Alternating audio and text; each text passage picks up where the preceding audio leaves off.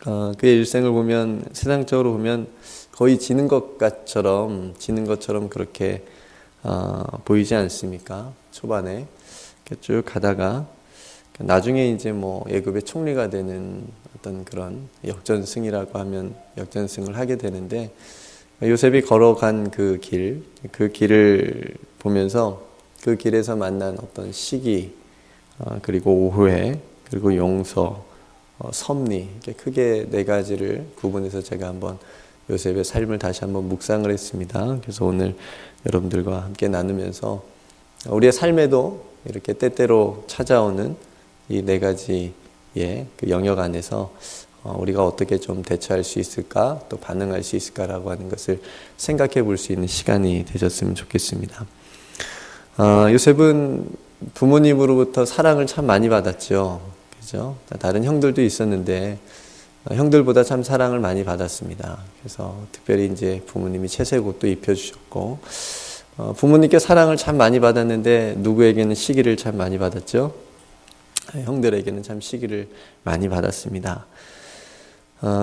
시기라고 하는 것을 잠깐 생각해 보면, 여러분 누구 시기해 본 적 있으세요? 네. 네, 다 있겠죠. 시기와 질투. 근데 이게 정말 여러분들 아마 잘 그 마음들을 넘어가셔서 지금 이 자리에 앉아 계신 것 같은데, 그거 잘 못 넘어갔으면 지금 감옥에 계셨을 거예요. 왜냐하면 이게 굉장히 무서운 거거든요. 성경에서도 그런 이야기들이 참 많이 나오지 않습니까? 요셉의 형들은 요셉을 시기해서 죽이려고까지 해요. 그러니까 성경에서 이 시기는 굉장히 물론 좀 강하게 얘기하는 면이 있긴 한데, 결국은 죽이는 데까지 가는 마음까지 시기가 시작이 되거든요. 그러니까 시기로 시작해서 살인까지 이어지는 게 성경의 이제 스토리입니다.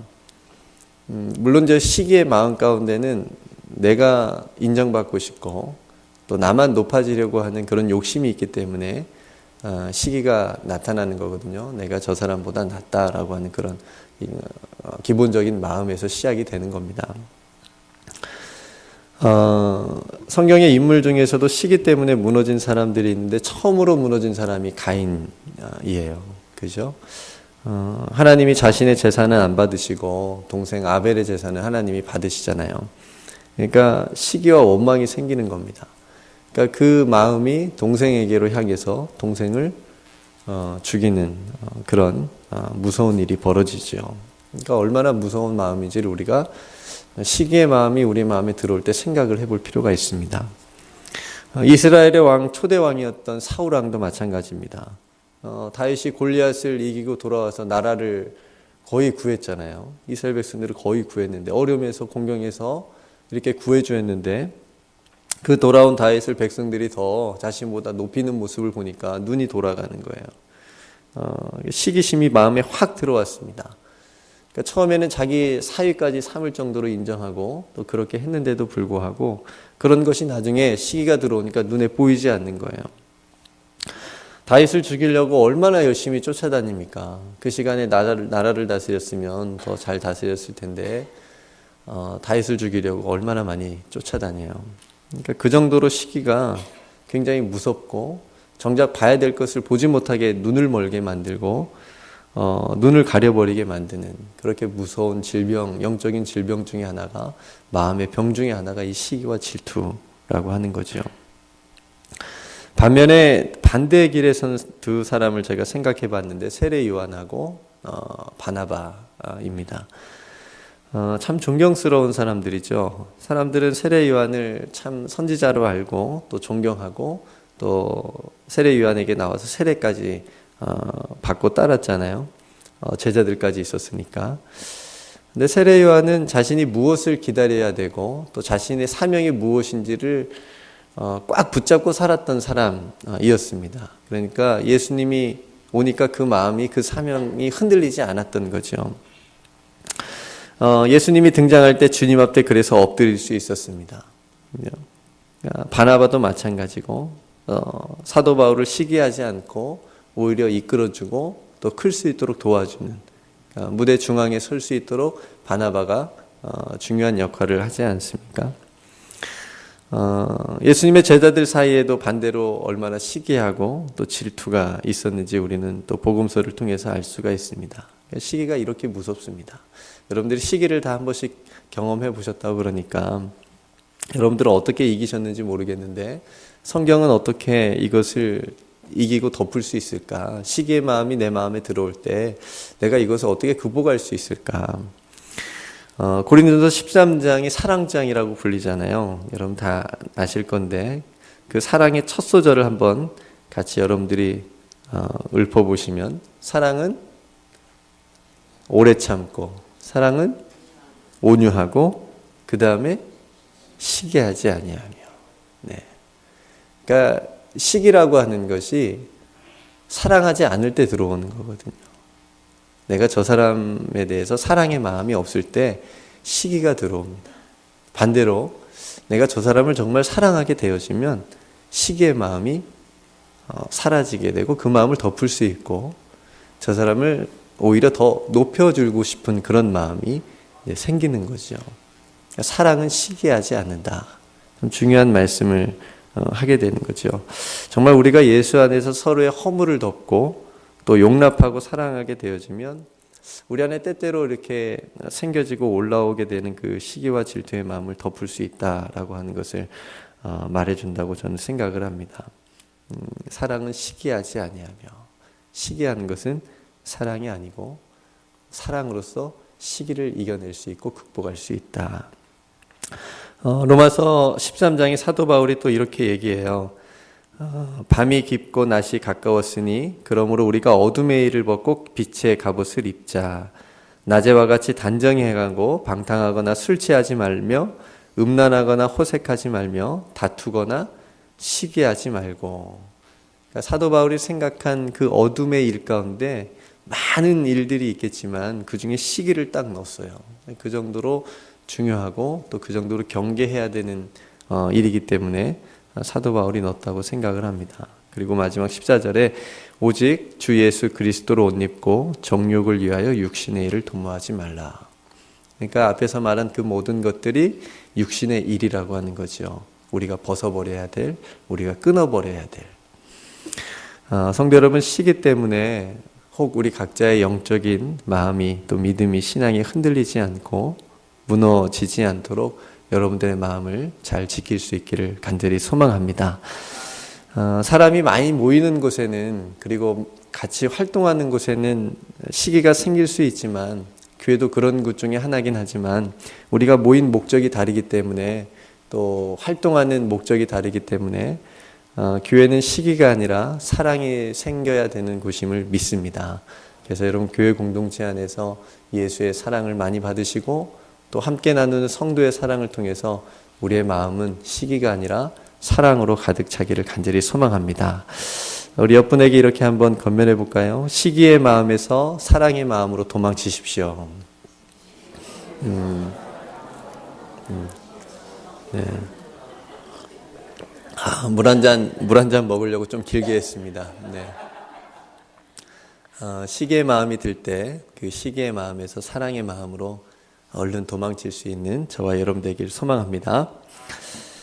요셉의 형들은 동생을 시기해서 그렇게 요셉을 가족으로부터 단절을 시켜버리죠. 죽이려고 했는데 그래도 착한 형들이 2명 있어가지고 그래도 살려는 두자, 노예로 팔아버리자 이렇게 얘기를 하죠. 요셉이 그때부터 이제 힘든 삶에 직면하게 됩니다. 고생이 이제 그때부터 시작이 되지요.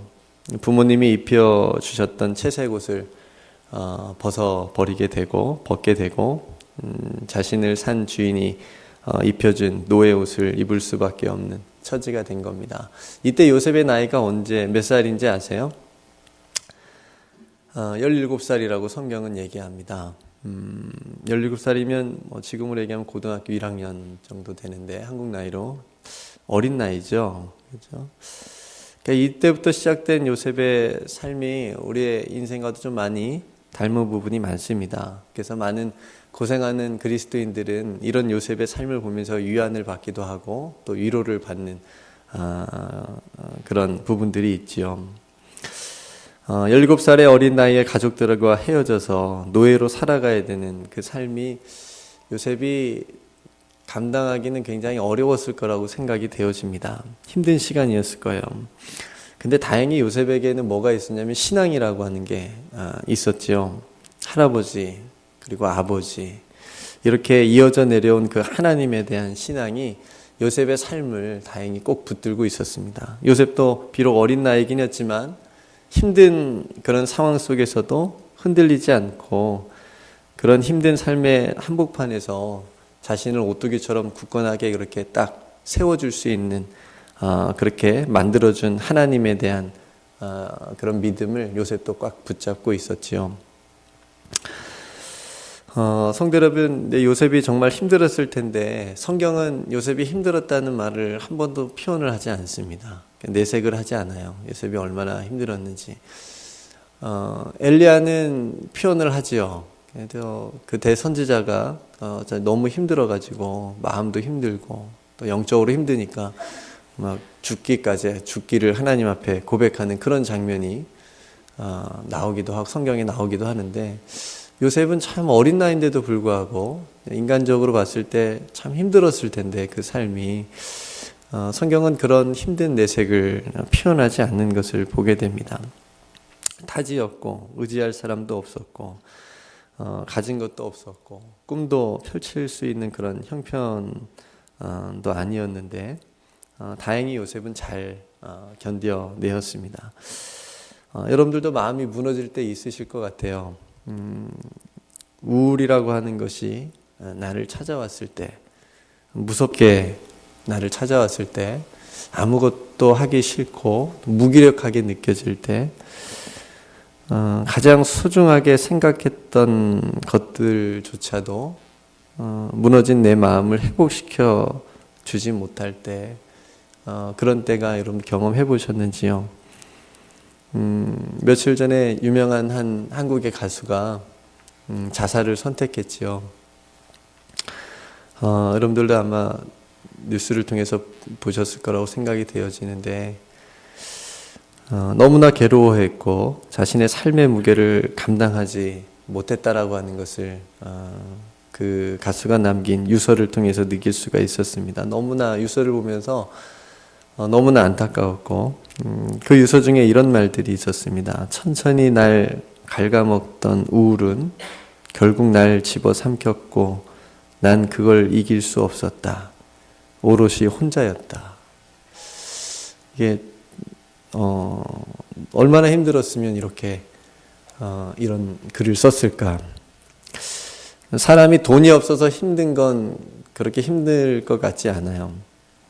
일이 없어서 가족이 없어서 이렇게 정말 생명을 끊을 정도로 힘들게 하지는 않을 것 같아요. 정말 무엇이 자신을 그렇게 힘들게 했을까. 이 청년을 얼마나 힘들었는지 우리는 감히 상상할 수는 없지만 그 힘든 마음을 누군가가 또 위로해 주지 못했다라고 하는 것이 또 한편으로 마음이 안타까웠고 또 욥의 친구들도 생각이 났고 욥도 생각이 났고 여러 가지 그 유서를 보면서 생각을 하게 되었습니다.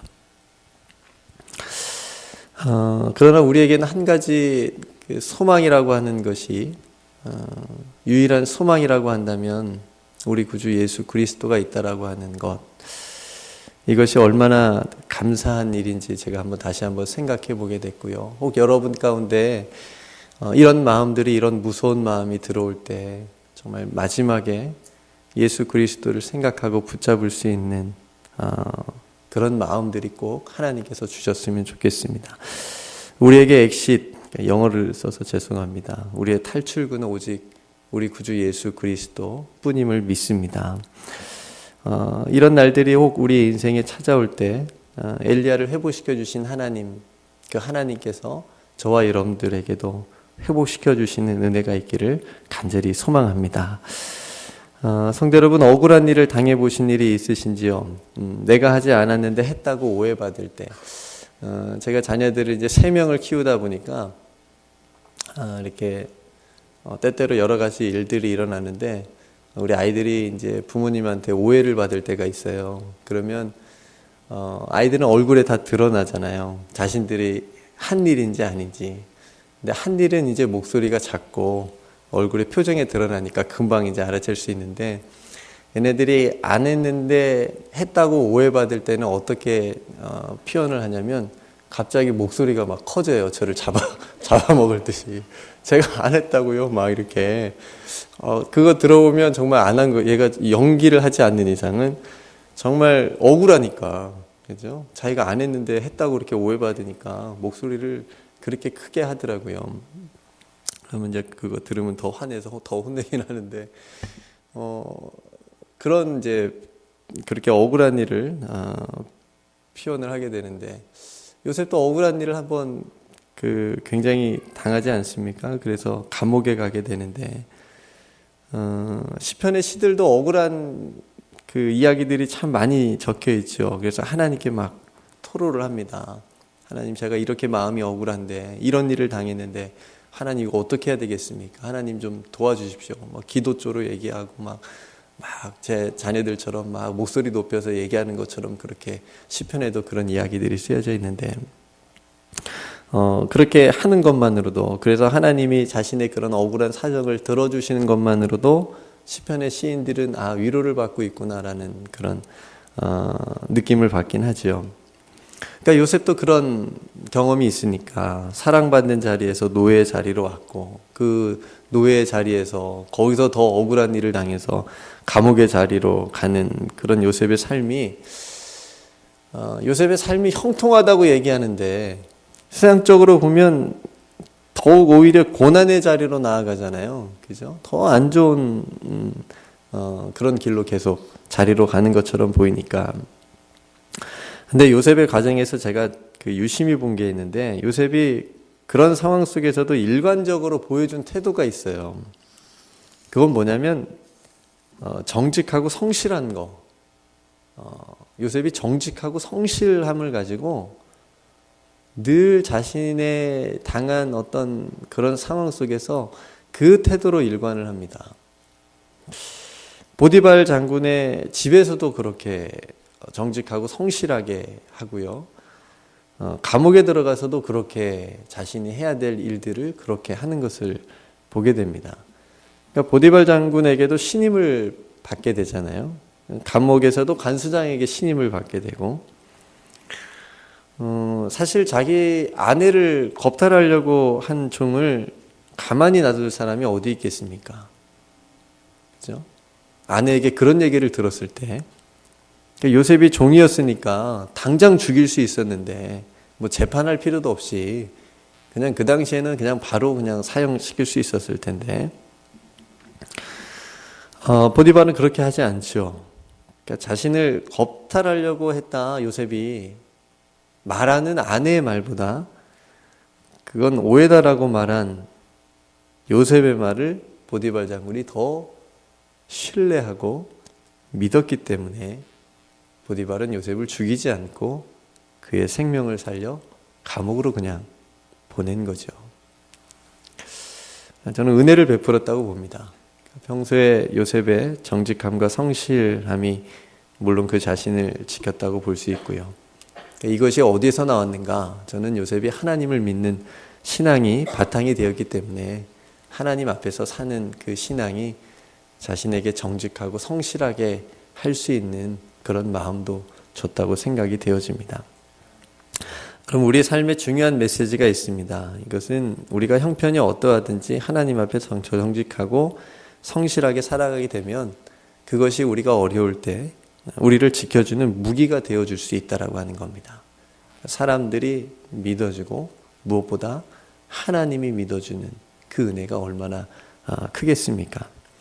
요셉은 억울하긴 했지만 그래도 자기 주인이 자신을 믿어주었다는 사실에 아마 마음의 위안을 얻었을지 모릅니다. 그래서 감옥에 가게 되지요. 사랑하는 성도 여러분, 우리가 믿는 하나님은 성실하신 하나님이시죠. 그 성실하신 하나님을 믿는 우리 모두도 성실함으로 우리의 인생의 삶의 자리에서 나아갈 수 있기를 간절히 소망합니다. 그래서 우리가 때때로 받을 수 있는 어떤 오해들을 우리가 정직함과 성실함으로 해결할 수 있는 그런 영적인 삶이 되시기를 또한 주님의 이름으로 축복합니다. 요셉은 감옥에서 두 사람을 만나게 되는데 어떤 사람들을 만나게 되죠? 생각나세요? 술 맡은 관원장과 떡 맡은 관원장, 이 두 사람을 이제 만나게 되죠. 이 두 사람이 꾼 꿈을 감옥에서 해석해 주는데 그 중에 그 꿈대로 술 맡은 관원장이 복직을 하게 됩니다. 요셉이 이제 부탁을 해요. 요셉도 감옥에서 얼마나 나오고 싶겠습니까? 당신이 복직이 되면 나를 좀 기억해 달라고 가서 왕한테 좀 잘 말해줘 가지고 나를 좀 이곳에서 꺼내 달라고 그렇게 부탁을 하게 됩니다. 그런데 기억을 해요, 못해요? 못해요. 잊어버리게 됩니다. 그 시간이 얼마나 흐르냐면 2년의 시간이 흐르게 됩니다. 2년 동안 요셉이 얼마나 기다렸을까? 그죠? 자신이 도와준 그 관원장이 복직이 돼서 바로 왕 옆에서 일하는 사람이 되었는데 그 관원장이 한마디만 좀 해주면 자신의 어려운 형편이 좀 나아질 수 있는데 그 말을 얼마나 2년 동안이나 기다렸을까 생각을 해보게 됩니다. 근데 그렇게 2년 동안 시간이 흐른 다음에 왕 앞에 나갈 기회가 생겼는데 이제 왕이 꿈을 꾸게 됐는데 왕이 꿈을 해석할 사람이 한 사람도 없는 거예요, 나라에. 이때 술 맡은 관원장이 딱 그때 떠오릅니다. 누구를요? 요셉을. 제가 예전에 꿈꾼 적이 있는데 그 꿈을 기가 막히게 해석한 청년이 있는데 그 청년이 감옥에 있습니다. 아마 왕의 꿈도 해석해 줄 수 있을 것 같습니다. 그러면서 이제 추천해서 왕 앞에 서게 되지요. 요셉이 바로 앞에 나와서 꿈을 해석해 주고 그 꿈을 해석을 통해서 갑자기 한순간에 역전이 되는 거예요. 그죠? 감옥의 종이었던 이 요셉이 애굽의 총리가 되어지는 역사적인 사건이 벌어집니다. 저는 바로도 대단한 사람, 왕이라고 생각을 합니다. 참 포용적인 왕이었던 것 같아요. 그러니까 인재를 굉장히 우선적으로 쓰는, 그냥 뭐 신분 뭐 이런 거 전혀 따지지 않고 능력이 있으면 바로 쓰는 왕이었던 것 같아요. 그러니까 참 쉽지 않은 결정이었을 텐데 파격적으로 감옥에 있는 요셉을 애굽을 전국을 관할할 수 있는 이렇게 그런 권한을 주게 되죠. 이때 요셉의 나이가 몇 살이신지 여러분 혹시 생각나세요? 30세입니다. 네. 그러니까 바로왕 앞에 나온 나이가 30세. 41장 46절에 보면 요셉이 애굽 왕 바로 앞에 설 때에 30세라 이렇게 성경에 얘기하고 있습니다. 고고학 자료에 의하면 요셉 시대의 애굽의 그 공무원, 그러니까 지금 말로 하면 공무원 할 수 있는 최소 연령이 30세라고 얘기를 해요. 여러분 한번 생각해 보세요. 그렇다고 한다면 이 만약 술 맡은 관원장이 요셉을 2년 동안 잊어버리지 않고 그냥 바로 은혜를 왕한테 가서 얘기해 가지고 은혜를 갚고자 했다라고 한다면 총리는 되지 못했을 겁니다. 아마 다른 일은 했겠지만, 그러니까 2년의 시간이 정말 하나님의 어떤 기가 막힌 타이밍, 하나님이 계획하신 타이밍이었다고 생각할 수 있는 거죠. 숨어 계신 하나님께서 보이지 않게 요셉의 삶을 인도하고 계신 거라고 저는 믿습니다. 요셉이 몇 살에 노예로 팔렸죠?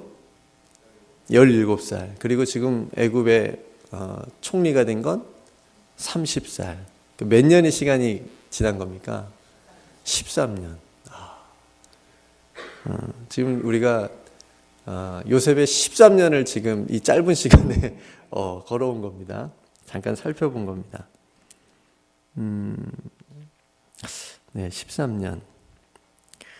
이 13년 동안 요셉은 뭐 애굽의 총리가 되려고 편안하게 준비한 것도 아니고 또 공부한 것도 아니고 뭐 단계를 밟은 것도 아니고 그냥 철저하게 하루하루 살아내지 않으면, 그죠? 마음을 정말 지키지 않고 살지 않았으면 무너질 수밖에 없었던 그런 어려운 형실에서 살았던 겁니다. 13년 동안 노예로 또 감옥에서. 근데 그 13년이라는 시간 동안 하나님께서 요셉을 철저하게 훈련을 시키셨다고 많은 신학자들은 얘기를 합니다. 보디발 장군의 집에서 가정 충무를 하면서 여러 가지 경제적인 것들도 배우고 다스리는 것도 배우고, 또 감옥에서는 왕의 최측근들이 들어오는 감옥이었기 때문에 그런 감옥에서 그 들어온 사람들을 통해서 나라 돌아가는 이야기도 듣고 정치적인 것도 듣고 그런 것들도 이제 배우게 되고, 그렇게 하나님은 요셉을 애굽 제국의 총리의 자리에 올랐을 때 이렇게 잘 감당할 수 있도록 그 13년 동안을 준비시켰다고 얘기를 합니다. 성도 여러분, 하나님께서 예비하신 일, 또 하나님께서 우리를 만들어 가시는 일, 또 하나님께서 우리를 훈련해 가시는 일은 우리가 예상 못할 수도 있다라고 하는 생각이 드는 겁니다. 하나님의 계획은 우리의 계획과 다르고 하나님의 생각은 우리의 생각과 다르기 때문에 그렇습니다. 왜 하나님이 이렇게 하셨을까? 왜 하나님이 나를 이렇게, 우리 가정을 이렇게 하셨을까? 우리는 알 수 없을 수 있습니다. 그러나 하나님께서 우리 가정과 우리 각자의 어떤 삶의 부분에 있어서 예비하신 큰 멋진 그림이 있으시다면 그것을 하나님께서 해 가시는 과정인 줄로 여러분들이 믿음으로 고백하실 수 있기를 주님의 이름으로 축복합니다. 그러니 우리가 때때로 만나는 어떤 우리가 예상하지 못하고 또 생각지 못했던 그런 시간들을 만날 때 어쩌면 그것이 우리를 향한 하나님의 믿음의 훈련의 시간일 수 있지 않겠습니까? 군인들이 전쟁을 대비해서 실전처럼 훈련을 받는 것처럼 우리도 마지막 때를 향한 믿음을 지키기 위한 그런 신앙의 훈련의 시간이라면 우리도 요셉처럼 힘들지만은 않고 또 마음을 다르게 먹을 수 있지 않을까 생각을 해보게 됩니다. 그런 마음들이, 그런 은혜들이 저와 여러분들에게 있기를 소망합니다. 우리가 소중한 하나님께서 허락하신 시간을 낭비할 수는 있어도, 우리 각자가 어리석고 게을러서 그 시간들을 낭비할 수는 있어도 우리를 향하신 하나님의 시간은 쓸모없는 시간은 없다고 저는 믿습니다. 하나님의 때에, 하나님께서 계획하신 때에 하나님의 뜻이 온전하게 세워지는 그런 하나님의 스케줄에 저와 여러분들의 인생이 있었으면 정말 좋겠습니다. 요셉은 그 시간들을 완벽하게 믿음과 정직과 성실로 이겨냈고요. 하나님의 때에 하나님의 일을 하는 사람이 되는 것을 보게 됩니다. 저와 여러분들의 삶에도 때론 힘들고 때론 고통스러운 시간이 있었다라고 한다면 그 시간이 나를 향하신 하나님의 시간이 아닌지, 만약 그렇다라고 한다면 그때 하나님을 더 붙잡고 순종하는 그런 믿음으로 서게 해달라고 기도하는 저와 여러분들이 되기를 주님의 이름으로 축복합니다. 마지막으로 그렇게 애굽의 총리의 자리에서 형들을 다시 만날지요. 근데 요셉은 그때 하기 힘든 일을 하고 맙니다. 그게 뭐냐면 용서라고 하는 것이요. 여러분 혹시 마음에 아직도 용서가 안 되는 분이 계신가요? 용서가 안 되는 뭐가 있는지 모르겠습니다. 요셉도 사람인데 형들이 얼마나 미웠을까요? 그 어린 나이에 자신을 노예로 팔아버린 그 형들이 얼마나 미웠을까? 근데 시간이 지나면서 그 미움이 그리움으로 바뀌었는지는 모르겠지만 요셉은 그 형들을 다시 만났을 때 아버지도 다시 만나고 싶어 하고 또 보고 싶었던 동생도 다시 만나고 싶어 하지요. 그러면서 마지막에 자신의 정체를 밝히면서 형들을 용서하고 오늘 읽은 본문이 그 부분입니다. 용서의 말을 하는 거지요. 당신들은 나를 헤아려 했으나 하나님은 그것을 선으로 바꾸사 오늘과 같이 많은 백성의 생명을 구원하게 하시려 하셨나니 당신들을 두려워하지 마소서. 내가 당신들과 당신들의 자녀를 기르리이다 하고 그들을 간곡한 말로 위로하였더라. 요셉의 생애, 저는 요셉이 애굽의 총리가 되었다라는 것보다 요셉이 이렇게 용서하고 위로의 사람이 되었다는 것이 요셉의 인생의 역전이라고 저는 생각을 합니다. 이런 사람이 되는 게 쉽지 않은데 하나님께서 요셉을 이렇게 만들으셨고 훈련시키셨고 이런 사람이 되도록 하셨다는 게 요셉이 받은 큰 축복이라고 생각이 되어집니다. 요셉은 형들이 자신들에게 행한 일보다 하나님께서 자신에게 행한 일을 보았던 거지요. 오늘 설교의 클라이막스입니다. 집중력을 조금만 발휘해 주셔서 이제 거의 다 왔으니까 조금만 들어주시면 됩니다. 요셉은 그 일을 이렇게 얘기를 하는 거예요. 하나님은 그것을 선으로 바꾸사. 하나님은 그것을 선으로 바꾸사. 이 그것을이라고 하는 말에 요셉이 지나온 인생, 그 13년의 인생이 있는 겁니다. 그죠? 13년보다 더 있네요. 왜냐하면 애굽에서의 풍년 7년, 그리고 흉년이 시작했을 때 형들을 만난 거니까 최소 20년의 시간. 그죠? 형들이 자신들을 팔고 나서부터 지금 형들을 만났을 때까지 기간 20년인데, 최소 20년인데 그 시간, 그 모든 어려움들의 시간들을, 그것을 선으로 바꾸셨다. 그 모든 시간들을 하나님께서는 이미 선으로 바꾸시기로 작정하셨다라고 하는 것을 요셉은 깨달았기 때문에, 그래서 형들을 용서할 수 있었던 거죠. 당신들은 나를 헤아려 하였으나, 이게 형들이 한 일이고, 하나님이 하신 일은 오늘과 같이 많은 백성을 나를 통해서 구원하게 하시려고 하는 하나님의 계획이 있었다라고 하는 것을 요셉이 깨달았기 때문에 앞에 형들이 한 일을 용서할 수 있었던 겁니다. 우리가 용서하지 못하는 이유는 앞에 것을 먼저 보고 그것이 우리의 생각에 꽉 차 있기 때문에, 그것 때문에 원망과 불평이 있기 때문에 우리가 용서하지 못하는데, 혹 우리도 요셉처럼 두의 것을 볼 수 있다면, 하나님이 하실 일을 볼 수 있다면 우리도 요셉처럼 용서할 수 있지 않을까요? 하나님이 어떤 분인지를 알았기 때문에, 그래서 결코 자신이 하나님을 대신할 수 없다라고 하는 것도 요셉이 깨달았기 때문에 하나님이 주신 마음으로 요셉은 형들을 용서하게 됩니다. 사랑하는 성도 여러분, 오늘 우리의 인생 가운데 그것을 선으로 바꾸시는 그 하나님의 섭리를 우리의 삶에서도 한번 찾아보는 건 어떨까요?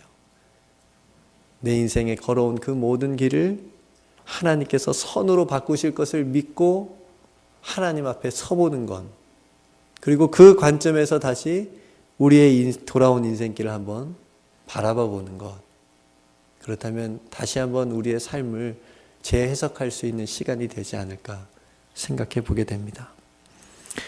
말씀을 정리할게요. 오늘 지금까지 우리가 요셉의 지나온 삶을 보면서 굵직하게 시기하고 또 억울하게 또 오해받고 또 용서하고 또 그 모든 과정을 선으로 바꾸시는 그 하나님의 섭리하심의 그 과정 속에서 하나님께서 어떻게 역사하셨고 인도하셨는지, 그리고 요셉은 그 터널들을 어떤 태도를 가지고 통과했는지 한번 잠깐 살펴봤습니다. 요셉은 예수님의 모형이라고 신학적으로 해석하기도 합니다. 왜냐하면 예수님도 시기당하셨고 오해와 억울한 일도 당하셨고,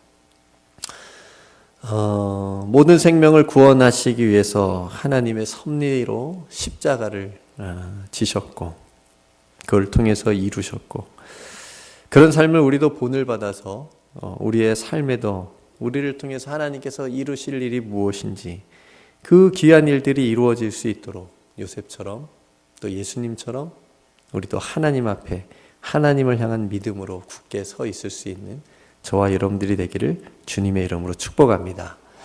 하나님은 요셉의 인생을 선으로 바꾸어 주셨습니다. 하나님은 베드로의 인생도 선으로 바꾸어 주셨습니다. 다윗의 인생도, 사도 바울의 인생도, 그리고 많은 믿음의 사람들의 삶을 선으로 바꾸사 하나님의 뜻을 이루신 것을 보게 됩니다. 우리 하나님은 저와 여러분들의 인생도, 저와 여러분들의 그것도 선으로 바꾸사 하나님의 일을 이루실 줄로 믿습니다.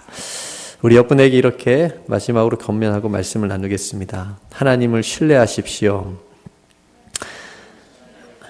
하나님께서 선으로 바꾸어 주십니다. 네. 당신의 그것 때문에 무너지지 않기를 바라고요. 그것을 선으로 바꾸시는 하나님을 더욱 신뢰하시는 저와 여러분 되기를 주님의 이름으로 축복합니다. 이렇게 기도하겠습니다. 좋으신 하나님, 오늘 요셉의 삶을 우리가 함께 생각해 보면서 여러 가지 함께 나누었습니다. 요셉의 힘들고 어려웠던 삶을, 그 모든 것을 선으로 바꾸셔서 하나님의 뜻을 이루시는 그 모습을, 그 감동스러운 장면을 볼 때 하나님, 우리도 사모하겠습니다. 우리의 인생에, 우리 가정에, 내 삶의 자리에 그것을 선으로 바꾸시는 하나님을 신뢰하겠습니다. 아버지 하나님, 우리가 신뢰하는 하나님께서 우리를 붙들어 주시고 우리를 인도하여 주실 줄로 믿습니다. 하나님, 그것에 우리의 마음을 빼앗기지 않게 하시고 선으로 바꾸시는 그 하나님 앞에 우리의 온 마음을 들여 믿음으로 날마다 서 있어 승리할 수 있는 우리 모두가 되게 하여 주시옵소서. 주의 성령께서 우리의 믿음의 결단에 함께하여 주시고 인도하여 주실 줄 믿고 감사드리며 우리의 모든 인생을 선으로 바꾸어 주시는 우리 구주 예수 그리스도의 이름으로 간절히 기도드리옵나이다. 아멘.